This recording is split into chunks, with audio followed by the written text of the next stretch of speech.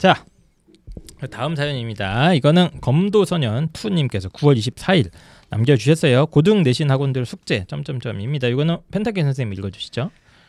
애가 큰 학원에서 하는 판서식 수업은 휙휙 날려먹어서 국영수과 다 소규모로 하는데요. 고1입니다. 국어랑 영어 숙제가 너무 심하게 많이 나와요. 내신은 종합예술이라는데 국어 영어 하다가 암기는 당장 다음 주 시험인데 제대로 문제도 못 풀었어요. 예전에 입시왕 동영상에서 이런 내용을 다룬 적이 있는데요. 결론은 없더라고요. 맞습니다. 저희는 그런 방송입니다. 알아서 쳐내기엔 애가 능력이 안 되고 내신 학원들 숙제 다 해가 나요. 알겠습니다. 뭐 현재 고등학교 1학년이고요. 지금 국영수 과학까지 국어, 수학, 영어, 과학까지 다 좀 소규모 수업으로 듣는데 그 이유는 아이가 좀 대규모 강의식, 뭐 판서식 수업에 가면은 휙휙 날려먹는다. 무슨 뜻인지는 이제 느낌은 옵니다. 이 아이가 어떤 상태인지는. 그러다가 보니까 좀 더 이제 집중력 있게 아이가 수업에 참여할 수 있는 소규모 학원을 다니는 중이라고 하는데 국어랑 영어가 숙제가 너무 많이 나온답니다. 하도 많이 나와가지고 아이가 막 숙제만 하다가 당장 다음 주 시험인데 뭐 시험 범위에 있는 문제집이나 이런 거 제대로 못 풀었다는 거예요. 그래서 이거 국어 영어 숙제만 이거 너무 하다가 우리 아이가 공부의 전체적인 밸런스가 무너지는 거 아닌가? 그러면 이거 어떻게 해야 되냐? 학원을 뭐 바꿔야 되는 거냐? 아니면 그냥 숙제를 알아서 안 해가야 되는 거냐? 뭐 이런 이제 고민을 남겨주신 것 같습니다. 일단은 저 이제 사연을 쭉 읽으면서 일단 궁금한 게 하나 있었어요. 이게 이 사연 속에 이 학원 숙제가 정말로 비정상적으로 많은 거냐? 그럴 가능성도 있지 않습니까? 말도 안 되는 양을 내줄 수도 있고 또 한 가지는 학생이 공부를 안 하는 거 아니냐? 평범한데 얘가 그냥 공부를 안 하고 못해서 많게 받아들여지는 걸 수도 있죠. 다 생각해봐야죠. 어떤 상황 같으세요? 제가 좀 말씀을 드리면 기본적으로 학원은 숙제를 많이 내주는 게 좋습니다. 원래 너무 많으면 문제 되는 거 아니야? 자, 많이 내줬잖아요. 그러면 많다고 얘기가 옵니다. 그러면은 좀 줄여주면 되잖아요. 가능하죠? 줄이는 건 가능하잖아요. 네네. 근데 숙제를 조금 내주잖아요. 그러니까 숙제를 많이 내주면은 학원이 공부를 많이 시키는 학원인데 우리 아이가 그걸 못 따라가. 그러면은 숙제를 조금 줄이면은 뭐 학원이 문제가 있는 건 아니잖아요. 근데 학원 숙제를 기본적으로 조금 내주는 학원이야. 그럼 그 학원은 공부를 많이 안 시키는 학원이 되는 겁니다. 그렇죠. 그러니까 내가 그거 학원 운영의 묘잖아요. 아이의 상황 고려하지 않고 일단 학원의 책임을 피하기 위해서 그렇게 하는 거 아닙니까? 근데 그게 저도 학원 운영해봤거든요. 학원 생활 운영해봤는데 운영의 묘가 아니라 운영이 안 돼요.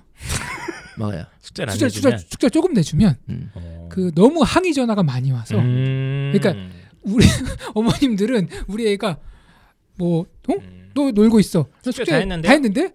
그럼 줘봐봐. 아니 이거밖에 안 줘? 이렇게 되는 거야. 열불이 나는구나. 숙제 다 했는데요. 그 표현을 딱 듣는 순간 화가 나는구나. 공부 좀밖에 안 시키네? 숙제 좀밖에 안 주네? 그러면은 원래는 이런 말이 되는 거야. 엄마도 문제예요. 숙제 다 했는데 그러면 할 말이 없어지는 거에서 이게 더 열받는 거 아니에요? 그렇죠. 아니 야 숙제 다 하면 공부 끝이야? 숙제 다 하면 공부 끝이냐고. 엄마 숙제 다 하면 끝이지. 그럼 뭘 더해? 그럼 너 인생 사는 목표가 숙제 다 하는 거야 이 자식아? 자기주도 학습이 뭐야 너는? 공부 안 해 이 자식아? 눈에서 레이저 나오겠어요. 너 호날두 좋아해 안 좋아해? 너 호날두가 맨날 팀 훈련만 하고 그렇게 호날두 된 줄 알아? 자 어쨌든 간에 이런 부모 만나면 진짜 힘들 것 같아 개인적으로도. 그래서 학원은 숙제를 많이 내주는 게 좋은 건 좋은 거다. 그렇게 안 내주면은 학원 자체가 운영이 힘들어요. 물론 그거를 이해해 주시는 부모님도 있지만 어머니들 바쁘시다 보면은 야 너 숙제서 안 했어. 그럼 애가 놀다가 약간 좀 죄책감 없는 표정을 가지고 들어가야 돼. 이게 되게 학원을 보내는 그 이유 중에 하나 있거든요. 관리, 숙제, 감독. 당연히 저는 이제 숙제 많이 내주는 게 뭐 나쁘다고 생각은 안 하는데 너무 많다. 그러면 근데 다행스러운 거는 지금 판서식 일반 학원이 아니라 소규모 학원이잖아요.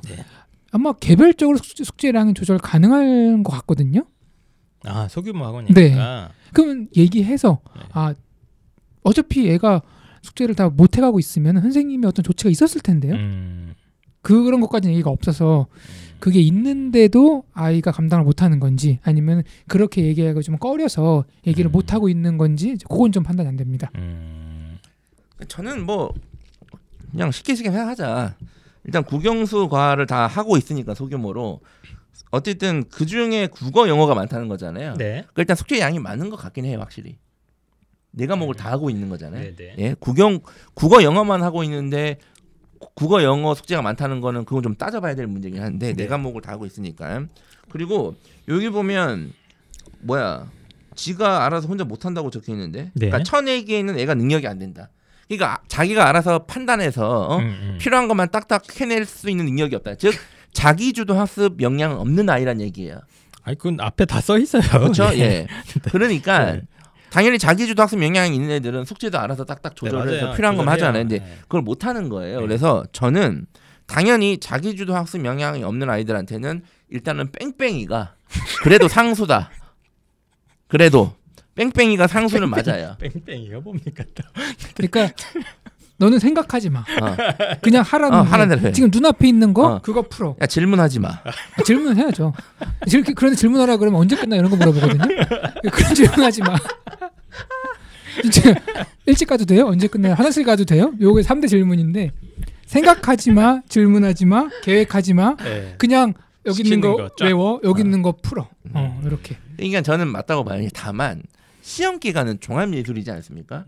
국어 영어만 잘하면 되는 게 아니잖아요. 맞죠? 흔히 말하는 이제 기술 과정도 공부를 해서 등급을 잘 맞아야 좋은 거잖아요. 그죠? 네네. 그래서 선생님한테 얘기를 했어요. 아이가 혼자 못하니까 아이가 시험 기간에는 다른 과목도 있으니까. 그럼 되겠네. 그걸 밸런스를 좀 생각해서 선생님 좀 다른 과목도 우리가 열심히 해야 돼요. 국어 영어 중요한데 시험 기간일 때는 좀 다른 과목 형평성 고려해서 좀 필요한 것만 좀 선생님이 알아서 해주시고요.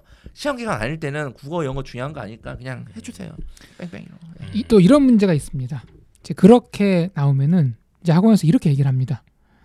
어머니 지금 하고 있는 양을 해도 남들 하는 거 평균 정도입니다. 여기서 만약에 국어 영어 학습량을 줄여버리면 이걸 다 하는 애들이 있어 또. 줄여버리면 지금 뭐 펜타 따님 같은 경우에 기술 과정 뭐 암기 과목 좀 올라가겠지만 국어 영어 점수가 떨어질 겁니다. 자 그러면 이렇게 얘기하세요. 선생님 우리 애가 지금 의대 가려는 게 아닙니다. 예?